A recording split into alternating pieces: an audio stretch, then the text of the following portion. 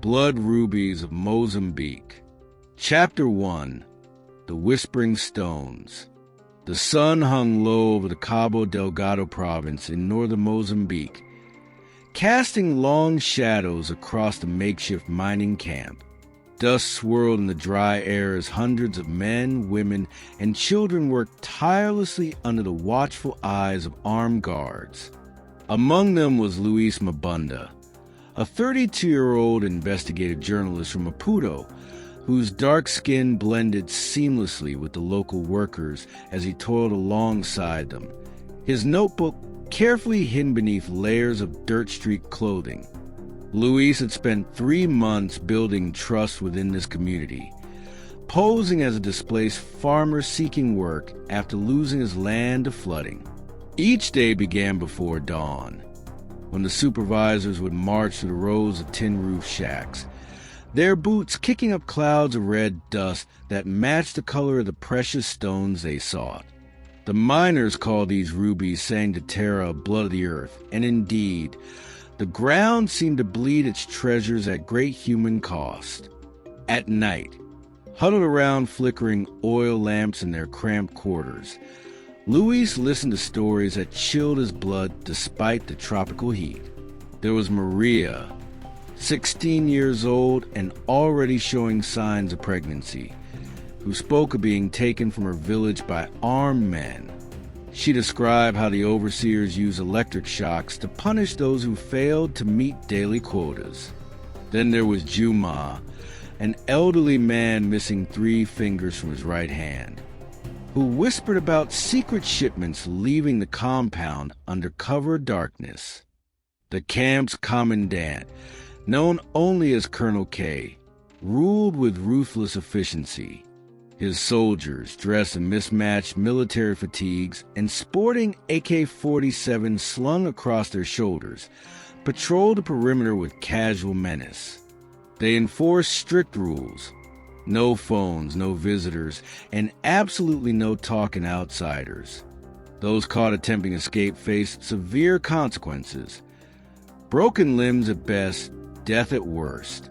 Luis learned quickly which questions could be asked openly and which needed more subtle approaches. During meal breaks, he helped carry water buckets or assisted older miners with heavy loads, earning their trust through small acts of kindness.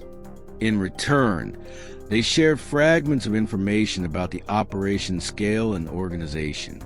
From these conversations emerged a disturbing picture: an estimated 5,000 workers trapped in similar camps across the region, all working to extract rubies for unknown masters. What kept Luis awake at night were the periodic visits from foreign buyers. These men arrived in convoy, their expensive SUVs raising curtains of dust that announced their presence hours before arrival. Dressed in crisp suits that looked absurd against the backdrop of poverty and desperation, they conducted business in air-conditioned trailers, while armed guards ensured absolute privacy. Through careful observation, Luis noted license plates from Dubai and Belgium, though the vehicles themselves bore no identifying marks. Each transaction followed the same pattern. Crates of uncut rubies disappeared into armored trucks, while briefcases stuffed with cash materialized in the hands of Colonel K's lieutenants. The entire process took less than 30 minutes, yet it represented millions of dollars changing hands. More disturbing was how these transactions seemed to coincide with increased violence in nearby villages. Raids that brought fresh workers to replace those who had succumbed to exhaustion or worse. As weeks turned into months, Luis gathered evidence methodically. He sketched maps of the camp's layout in charcoal on scrap paper, memorizing guard rotations and supply routes. At night, he recorded observations in code using invisible ink made from lemon juice, hiding the papers inside hollowed-out books borrowed from the camp's single educational hut. His most valuable asset became a digital camera disguised as a cheap plastic lighter, smuggled in piece by piece during family visits. The human cost of this operation weighed heavily on Luis. He watched his young boys develop chronic coughs from inhaling dust, their growth stunted by malnutrition and overwork. Women suffered silently through miscarriages caused by lifting heavy loads while pregnant, their bodies breaking down under relentless pressure.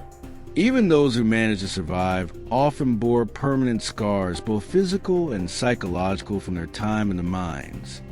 Yet amidst this darkness, moments of hope occasionally surfaced. A group of elderly miners taught Luis traditional songs that spoke of freedom and justice, their voices carrying messages of resistance even as they worked. Children played games during rare breaks, their laughter momentarily dispelling the camp's oppressive atmosphere. These small acts of defiance fueled Luis's determination to expose the truth behind the blood rubies flowing out of Mozambique. One particular incident cemented Luis's resolve. While helping unload supplies, he witnessed a young mother being separated from her infant during a routine inspection. The baby's cries echoed through the compound as soldiers dragged the woman away, claiming she had attempted to smuggle stones out in her clothing. That night, unable to sleep, Luis realized he couldn't remain just an observer any longer. The story needed to be told, not just documented, and he would need help to do it properly. Through careful networking during his infrequent trips to town, Luis established contact with international organizations specializing in conflict mineral tracking. Using public internet cafes and encrypted communication methods, he began sharing his findings with trusted sources in Antwerp and Dubai. The responses were cautious but encouraging. Experts recognized the significance of his discoveries and promised support once he could provide concrete evidence of where the rubies ended up. Back in the camp, Luis noticed changes in the operations patterns.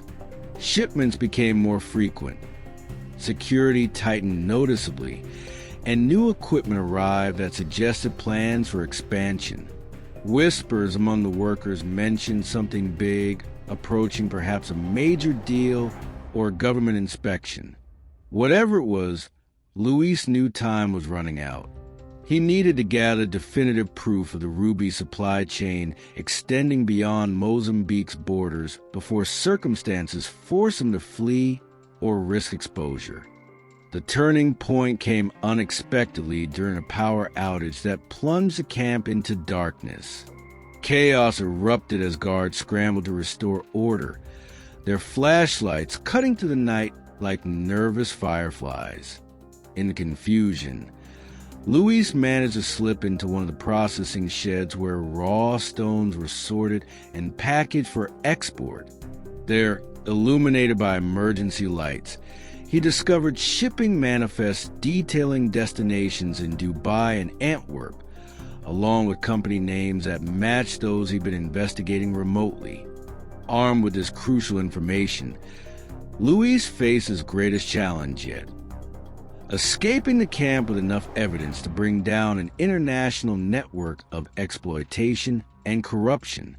As he prepared to make his move, knowing full well the risks involved, he thought about all the faces he'd come to know during his time here. Their stories would soon become part of a larger narrative, one that connected dusty mining camps in Africa to glittering jewelry stores worldwide, exposing the bloody trail left by humanity's obsession with precious stones. Chapter 2: The Dubai Connection. The private jet touched down at Al Maktoum International Airport just after midnight, its sleek form blending seamlessly with the dozens of similar aircraft parked along the tarmac. From his observation post in a nearby maintenance building, Luis watched his ground staff approach the plane, their movements efficient and practiced. the cargo hold open with a hydraulic hiss, revealing crates marked with familiar symbols, the same shipping company names he'd memorized from the processing shed back in Cabo Delgado. Dubai's role in the global diamond trade had long been controversial, serving as both a legitimate hub for precious stones and a convenient laundering point for conflict minerals. As Luis navigated the city's glittering streets, he couldn't help but notice how perfectly this duality manifested in the urban landscape. Glass skyscrapers towered above traditional souks, while luxury shopping malls stood mere blocks from labor camps housing thousands of migrant workers. Through careful research and strategic networking, Luis identified three key players in the ruby supply chain.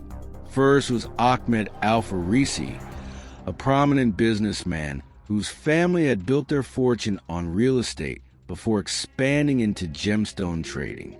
His company, Gulf Star Enterprises, maintained offices in the iconic Burj Khalifa, but operated through a complex web of shell corporations registered in various offshore locations.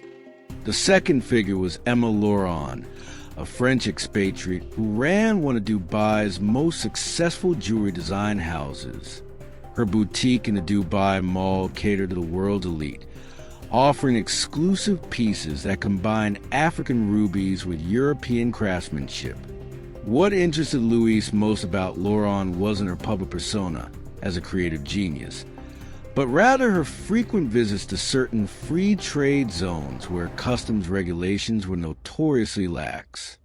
Completing the trio was Viktor Sokolov, a Russian national who officially worked as a logistics consultant but unofficially facilitated transactions between African suppliers and Middle Eastern buyers. His office in the Jebel Ali Free Zone handled paperwork for numerous companies involved in precious stone trading, making him an essential cog in the machinery of ruby trafficking. Louis spent weeks infiltrating this world of luxury and excess, posing as a freelance writer researching an article about Dubai's gemstone industry. He attended industry events at five-star hotels, where champagne flowed freely and million-dollar deals were struck with casual handshakes. At these gatherings, he observed how easily blood rubies mix with legitimately sourced stones, their dark origins obscured by layers of paperwork and plausible deniability. The free trade zones proved particularly fascinating. These areas, established to promote international commerce, operated under special regulations that made them ideal for laundering conflict minerals. Luis documented how shipments would arrive from Mozambique, be processed through multiple companies within the zone, and emerge with new documentation suggesting they originated from approved mines in other countries. One afternoon, while reviewing shipping records at a public business registry, Luis discovered something crucial: a pattern of transactions linking Gulf Star Enterprises to several Belgian diamond trading houses. The documents showed regular transfers of funds through banks in Luxembourg, with final payments routed through Antwerp's Diamond District. This connection between Dubai and Belgium will become the key to understanding how blood rubies entered Europe's legitimate markets. To gather more concrete evidence, Luis befriended Rashid, a young Pakistani worker employed at one of the Free Zone warehouses. Through careful conversations during shared lunch breaks, he learned about late-night shipments handled with unusual secrecy and supervisors who insisted on personally overseeing certain deliveries. Rashid described crates marked with specific symbols, the same ones Luis had seen in Cabo Delgado, being loaded onto trucks bound for air cargo facilities. The human element of Dubai's ruby trade revealed itself in unexpected ways. Luis met Maria, a Filipina domestic worker who cleaned apartments for wealthy traders. She spoke of overhearing conversations about special deliveries and VIP clients, while working in penthouse suites. Another source, an Indian taxi driver named Rajiv, regularly transported businessmen between the free zones and luxury hotels, noting patterns in their travel that matched shipment schedules Luis had documented. As Luis delved deeper, he uncovered disturbing connections between Dubai's ruby trade and other forms of exploitation. Many of the laborers handling ruby shipments lived in overcrowded accommodations, their passports held by employers who charged exorbitant recruitment fees. Some spoke of colleagues disappearing after asking too many questions about the contents of certain crates. The system seemed designed to ensure silence through fear and dependency. The technology supporting this operation proved equally sophisticated. Luis discovered that many transactions utilized blockchain systems supposedly to ensure transparency, but in reality, these digital ledgers served to create complex paper trails that could be manipulated by those who understood them. Smart contracts automatically transferred ownership of shipments at predetermined points, making it nearly impossible to trace original sources without inside knowledge. A breakthrough came when Luis gained access to a restricted area of Dubai's diamond exchange through a contact he'd cultivated over months. There, he witnessed firsthand how rough rubies were transformed into certified gems ready for international markets. The process involved multiple inspections and certifications, each step adding another layer of legitimacy to stones that had started their journey in forced labor camps. What troubled Luis most was how easily the system coexisted with Dubai's efforts to position itself as a center for ethical trade. Government initiatives promoting responsible sourcing ran parallel to operations that actively facilitated the movement of conflict minerals. Regulatory bodies conducted inspections and issued certifications. Yet somehow shipments from questionable sources continue to flow through official channels. During his investigation, Luis encountered others trying to expose the truth. Sarah Chun, a Chinese-American journalist working for an international news agency, had been tracking money flows connected to ruby trading. Their collaboration revealed how major Western banks maintain correspondent relationships with Dubai-based financial institutions known to handle transactions linked to conflict minerals. This information helped explain how blood rubies could be converted into clean assets acceptable to mainstream financial systems. The risks of Luis's work became increasingly apparent. One evening, returning to his modest apartment in Dera, he noticed a black SUV following his taxi. The next day, Rashid failed to show up for work, and attempts to contact him went unanswered. These incidents reinforced the need for extreme caution, even in a city known for its safety and modern infrastructure.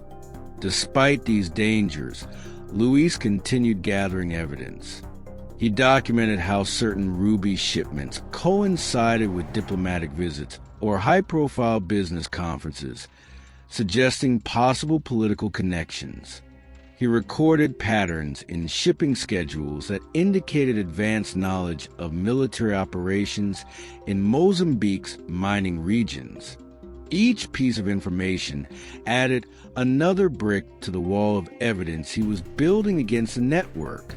The most significant discovery came through painstaking analysis of shipping manifests and financial records. Luis identified a particular set of transactions that connected Colonel K's operation in Cabo Delgado directly to a Belgian trading house through Gulf Star Enterprises. This unbroken chain of documentation proved what it suspected all along. The blood rubies mined by forced labor in Mozambique were entering Europe's legitimate markets through Dubai's sophisticated laundering system. As Luis prepared to leave Dubai, knowing his presence had likely been compromised, He reflected on the city's dual nature. Its gleaming towers and luxurious lifestyle masked a darker reality where greed and exploitation thrived under the guise of legitimate commerce. The Rubies' changing hands in air-conditioned offices bore no visible traces of the suffering they represented, yet their bloody origins remained indelibly etched in the lives of those who mined them. With his evidence carefully secured and backup copies distributed to trusted contacts, Luis knew his next destination would be Antwerp. There, among the historic diamond exchanges and modern trading floors, he would follow the Ruby Trail to its final destination in Europe's luxury markets. But first, he needed to ensure his findings reached the right people, journalists, activists, and government officials who could help bring attention to this global scandal. The Dubai chapter of his investigation had revealed how easily conflict minerals could be laundered through legitimate channels, how corporate structures designed to protect investors instead shielded criminals, and how international finance systems facilitated rather than prevented such activities. These insights would prove crucial as he moved forward, armed with concrete proof of the connection between Africa's forced labor camps and Europe's polished display cases. Chapter 3. The Antwerp Exchange.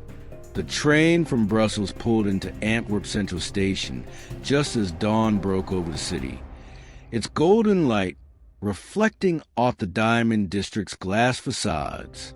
Louis stepped onto the platform, his suitcase containing carefully concealed evidence that connected Mozambique's forced labor camps to Belgium's prestigious diamond trade. Antwerp, known as the world's diamond capital, handled nearly 85% of global rough diamond trade. It was here that blood rubies completed their transformation from conflict minerals to luxury commodities. Antwerp's diamond district operated within a 1 square kilometer area called the Diamant Quartier. Behind its elegant Art Deco buildings lay a complex network of trading houses, cutting workshops, and certification agencies. Luis had studied this system extensively during his time in Dubai, but nothing prepared him for the scale of operations he now observed. Every day, millions of dollars worth of diamonds changed hands in transactions conducted with remarkable efficiency and remarkable opacity. Louis secured a position as an intern at van der Linden and Company, one of the oldest diamond trading houses in Antwerp. The company occupied a 5-story building on Hovenierstraat, its ground floor displaying exquisite jewelry pieces, while upper floors housed offices and cutting workshops. His role involved cataloging incoming shipments and maintaining inventory records, seemingly mundane tasks that provided perfect cover for his investigation. Through careful observation, Luis identified 3 primary methods by which blood rubies entered Antwerp's legitimate market. First was the mixing process, where rough stones from questionable sources were combined with certified gems during sorting and grading. This practice made it nearly impossible to trace individual stones back to their origin once they entered the supply chain. Second was the use of forged Kimberley process certificates, official documents meant to certify diamonds as conflict-free, but easily manipulated by those who understood the system. Third was the exploitation of loopholes in European Union import regulations, particularly regarding mixed shipments containing both diamonds and other precious stones. The human element of Antwerp's diamond trade proved equally complex. Many workers in cutting workshops were Orthodox Jewish families who had dominated the industry for generations. They spoke of traditions dating back centuries, while handling stones whose origins remained deliberately obscured. Among them worked migrant laborers from India and Eastern Europe, their skilled hands transforming rough stones into polished gems while knowing little about their provenance. Luis formed a crucial alliance with Miriam Cohen, a third-generation diamond cutter, whose family had fled Europe during World War II only to return after the war. Her position gave her unique access to information about major trades and corporate connections.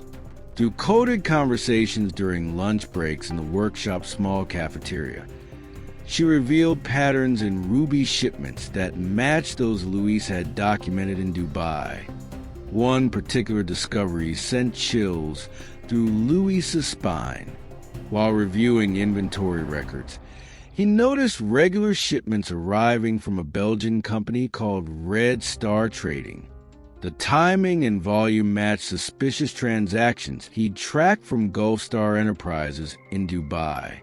Digging deeper, he uncovered that Red Star maintained accounts with several major European banks, using these relationships to facilitate payments that ultimately reached shell companies in Luxembourg, the same entities linked to Colonel K's operation in Mozambique. The certification process proved especially troubling. Stones arriving at Antwerp's diamond office underwent examination by government-appointed experts who issued certificates verifying their authenticity and value. However, Luis learned that certain inspectors showed remarkable flexibility when dealing with high-value clients or large shipments. These special cases often received expedited processing, with paperwork completed before thorough examination could occur. To understand how blood rubies move from Antwerp's trading houses to retail markets, Luis followed their path through various channels. Some stones went directly to luxury jewelry brands operating flagship stores along Shupstrat and Pelikanstrat. Others traveled to watch manufacturers incorporating precious stones into high-end timepieces. A significant portion ended up in auction houses, where anonymity of buyers and sellers made tracing origins virtually impossible. During his investigation, Luis encountered others working to expose the truth. Sophie Dupont, a young Belgian economist specializing in international finance, had been tracking money flows connected to Antwerp's diamond trade. Their collaboration revealed how major banks maintain relationships with trading houses known to handle suspect shipments, providing financial services that help launder proceeds from forced labor. The technology supporting Antwerp's diamond trade proved both sophisticated and vulnerable.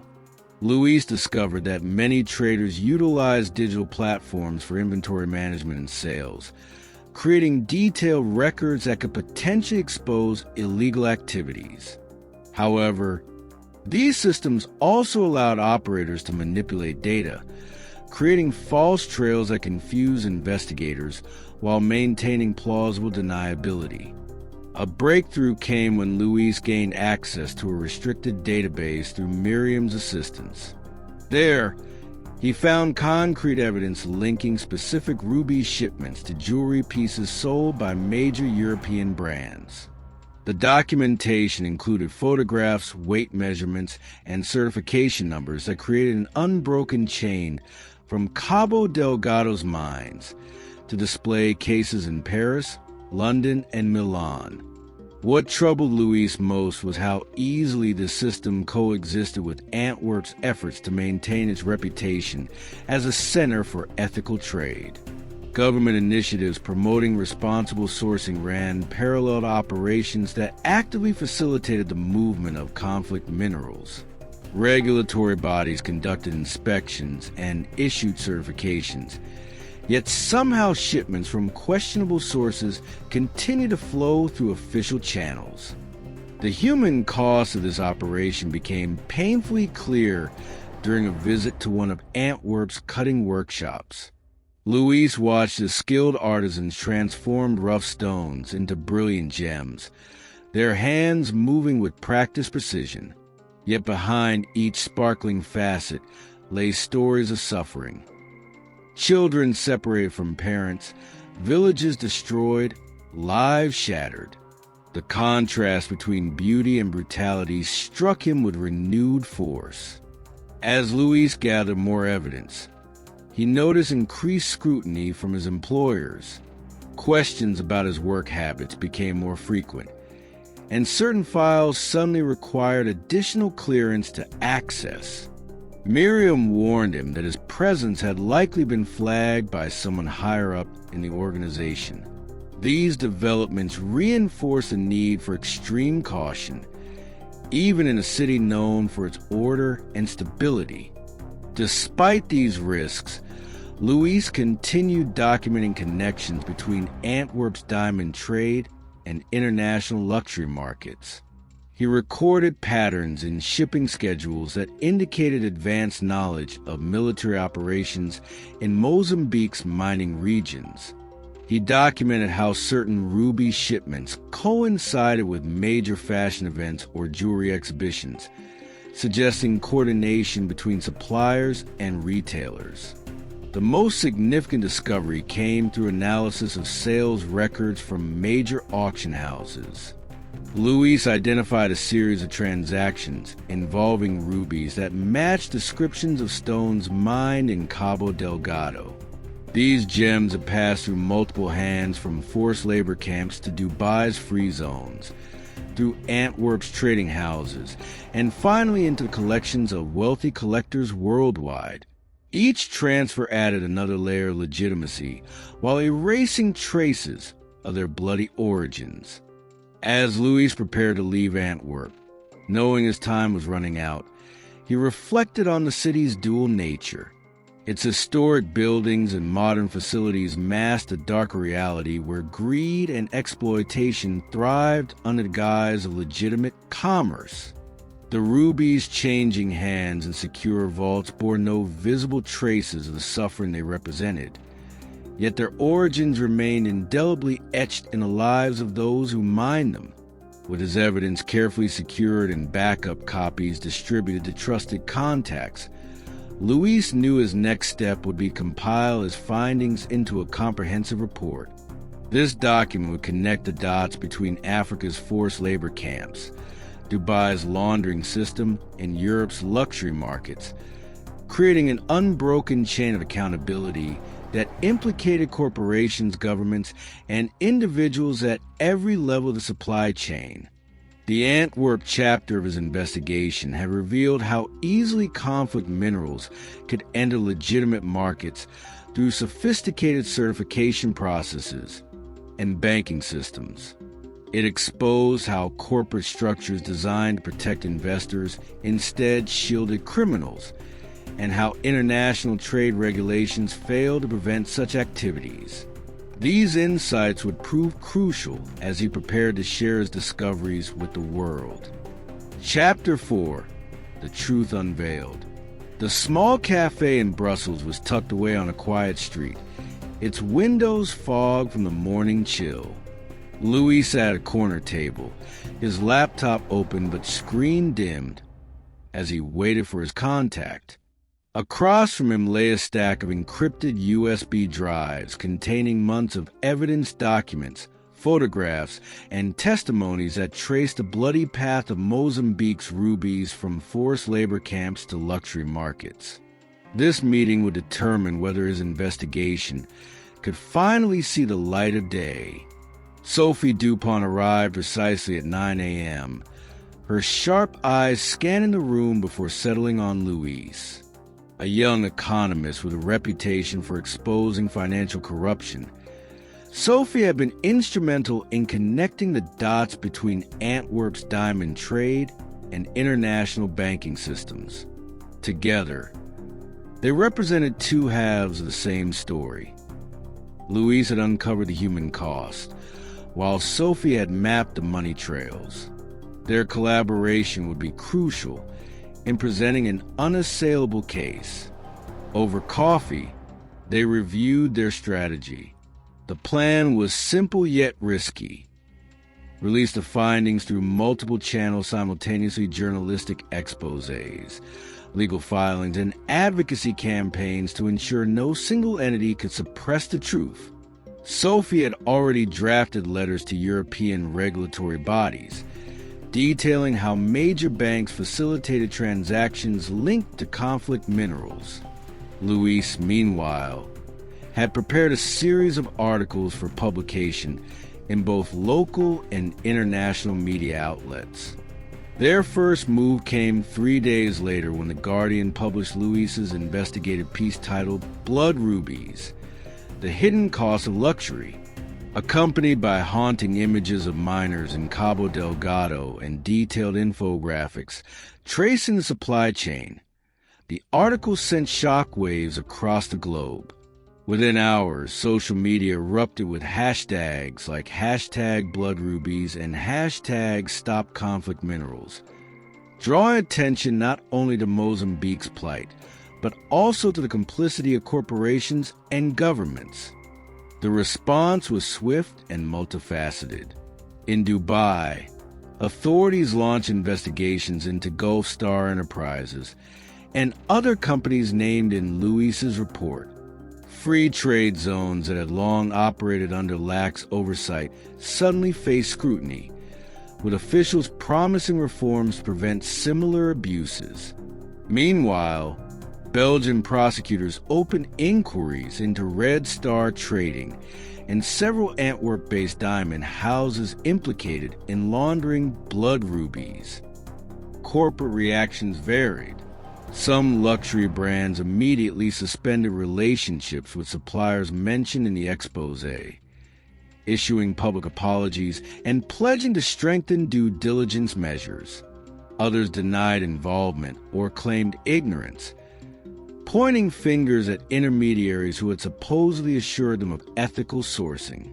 Behind closed doors, however, panic spread among executives as internal audits revealed vulnerabilities in their supply chains. For Luis, the most gratifying development came from grassroots movements. Activists in Mozambique organized protests demanding better working conditions and fair wages for miners. International NGOs amplified these voices, pressuring governments to enforce stricter regulations on mineral exports. In Europe, consumers began boycotting jewelry brands associated with conflict minerals, forcing retailers to reconsider their practices. Yet, not everyone welcomed the revelations. Threats against Luis escalated almost immediately after the article's publication. Anonymous emails warned him to stop digging, while shadowy figures seemed to follow him wherever he went. One night, returning to his apartment, he found his door ajar and papers scattered across the floor, a clear message that his work had made powerful enemies. Despite these dangers, Luis pressed on, driven by stories of those whose lives had been shattered by greed. He remembered Maria, the pregnant teenager from Cabo Delgado, and Juma, the elderly man missing fingers. Their faces haunted him, fueling his determination to hold perpetrators accountable. With Sophie's help, he submitted evidence to the International Criminal Court (ICC), arguing that forced labor in Mozambique constituted crimes against humanity. The ICC's involvement marked a turning point. Investigators traveled to Cabo Delgado, interviewing survivors and collecting additional testimony. Colonel K and several of his lieutenants were arrested during a raid coordinated with Mozambican authorities. Documents seized from their compound corroborated Luis's findings, linking them directly to shell companies in Dubai and Belgium. For many victims, this arrest brought a measure of justice, though scars, both physical and emotional, would take years to heal. Back in Antwerp, the diamond industry faced unprecedented pressure to reform. The World Diamond Council announced new certification protocols aimed at closing loopholes exploited by traffickers. Banks tightened compliance procedures, requiring more rigorous documentation for transactions involving precious stones. While critics argued these measures didn't go far enough, They represented significant steps toward greater transparency. Luis's investigation also sparked legislative action. The European Parliament passed resolutions calling for stricter enforcement of the Kimberley Process Certification Scheme, which had failed to prevent the flow of conflict minerals. Lawmakers proposed amendments to make it harder for companies to claim ignorance about the origins of their products. Similar initiatives gained traction in the United States and Canada, signaling a global shift toward accountability. As momentum built, Luis received unexpected support from within the industry itself. Miriam Cohen, the diamond cutter who had risked her career to assist him, became a vocal advocate for ethical sourcing. She joined forces with other artisans to establish a cooperative dedicated to producing conflict-free jewelry, proving that profitability and morality need not be mutually exclusive. Her efforts inspired others to follow suit, gradually reshaping consumer expectations. The final chapter of Luis's journey unfolded at a conference in Geneva, where representatives from governments, NGOs, and businesses gathered to discuss solutions to the problem of conflict minerals. Standing before an audience of hundreds, he recounted his experiences from posing as a miner in Cabo Delgado to infiltrating trading houses in Antwerp. His words carried weight, not just because of what he had uncovered, but because of the courage it took to bring the truth to light. The final chapter of Luis's journey unfolded at a conference in Geneva, where representatives from governments, NGOs, and businesses gathered to discuss solutions to the problem of conflict minerals. Standing before an audience of hundreds, he recounted his experiences from posing as a miner in Cabo Delgado to infiltrating trading houses in Antwerp. His words carried weight, not just because of what he had uncovered, but because of the courage it took to bring the truth to light. We must remember, Luis concluded, that every ruby tells a story. It is up to us to decide whether that story ends in suffering or hope. His speech earned a standing ovation, but Luis knew the fight was far from over. While progress had been made, entrenched interests remained, ready to exploit any weakness in the system. Still, he felt a sense of accomplishment, not because he had solved the problem entirely, but because he had ignited a movement capable of carrying the torch forward. In the months that followed, Luis returned to Mozambique, determined to tell the stories of those who had suffered most. He documented rebuilding efforts in mining communities, highlighting initiatives that empowered workers and promoted sustainable development. Through his reporting, he showed that change was possible, even in places scarred by decades of exploitation. Sophie continued her work exposing financial corruption, using lessons learned from their collaboration to tackle other forms of illicit trade.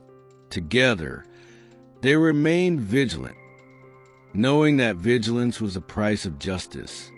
As for the rubies themselves, they continue to sparkle and display cases around the world, but now, thanks to Luis's efforts, consumers ask questions before buying.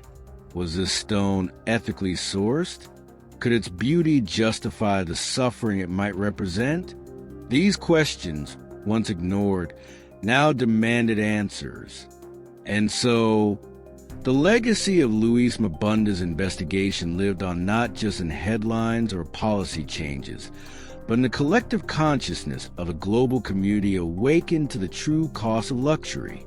The blood rubies of Mozambique had spoken, and the world had listened.